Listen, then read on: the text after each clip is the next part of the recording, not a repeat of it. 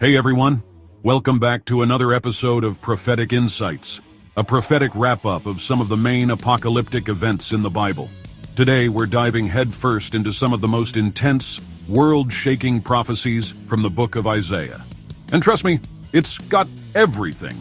Cosmic meltdowns, falling empires, and even a giant sea monster named Leviathan. Are you ready for this wild ride? Let's go. Isaiah kicks things off strong in chapter 24, also known as the Little Apocalypse. Picture the earth staggering like a drunk guy after a bad night out. The planet's cracking, shaking, and just generally having a rough time because, yeah, humanity messed up. Here's the deal. It's all because of our collective defiance of God's laws. And in Isaiah's words, the earth reels like a drunkard and falls never to rise again. Yikes. But hey, we've got more coming. Let's keep rolling. Ever heard of the phrase, Day of Reckoning? Isaiah 13 takes that to a whole new level. The sun, moon, and stars, gone. Poof. No light show here. People are freaking out. Hearts melting in fear, hands going limp. Think of it like every end-of-the-world movie ever, but way scarier, because it's the Almighty behind it. And now, Babylon. Isaiah's got some serious beef with this city, the OG symbol of human arrogance. He predicts it'll become a ghost town filled with owls and wild animals. Moral of the story? No empire is too big to fail when God decides it's judgment time. Bye-bye, Babylon. Okay, it's monster time.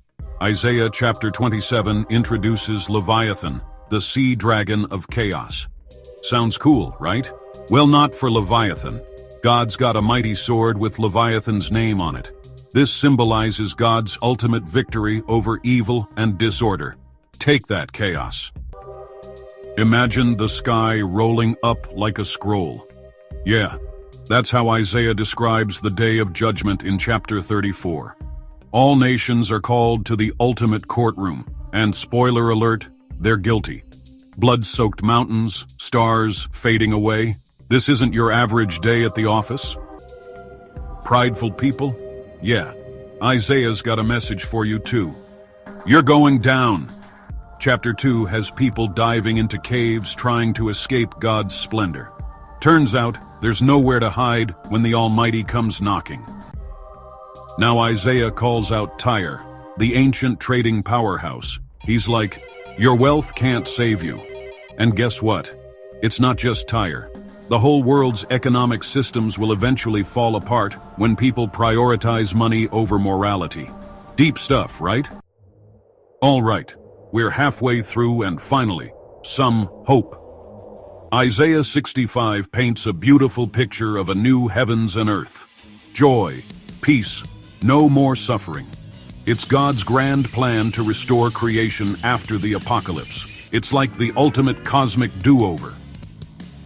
Chapter 66 gives us another glimpse of the future. All nations coming together to worship God. Imagine a giant global celebration where everyone finally gets it. God's in charge. Edom's fate isn't looking too great in chapter 34. Streams turning into burning pitch, endless smoke. It's a vivid image of what happens to those who oppose God.